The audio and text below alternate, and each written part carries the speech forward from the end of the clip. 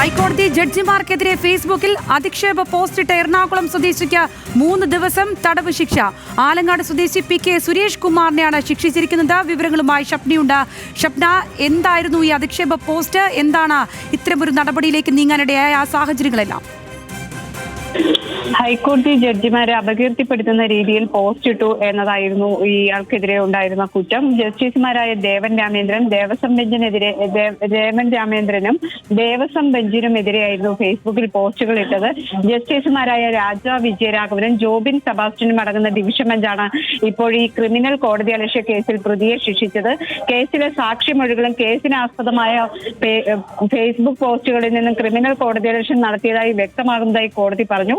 സമാന രീതിയിലുള്ള ഫേസ്ബുക്ക് പോസ്റ്റുകളെ തുടർന്ന് നേരത്തെയും പ്രതിക്കെതിരെ ക്രിമിനൽ കോടതിയലക്ഷ്യ കേസ് എടുത്തിരുന്നെങ്കിലും മാപ്പ് അപേക്ഷിച്ചതിനെ തുടർന്ന് തുടർ നടപടി അവസാനിപ്പിച്ചിരുന്നു. എന്നാൽ വീണ്ടും ഇത്തരത്തിൽ ജസ്റ്റിസ് ദേവൻ രാമേന്ദ്രനെതിരെയും അതോടൊപ്പം തന്നെ ദേവസ്വം ബെഞ്ചിനെതിരെയും അധിക്ഷേപ അർഹമായ പോസ്റ്റുകൾ ഇട്ടു.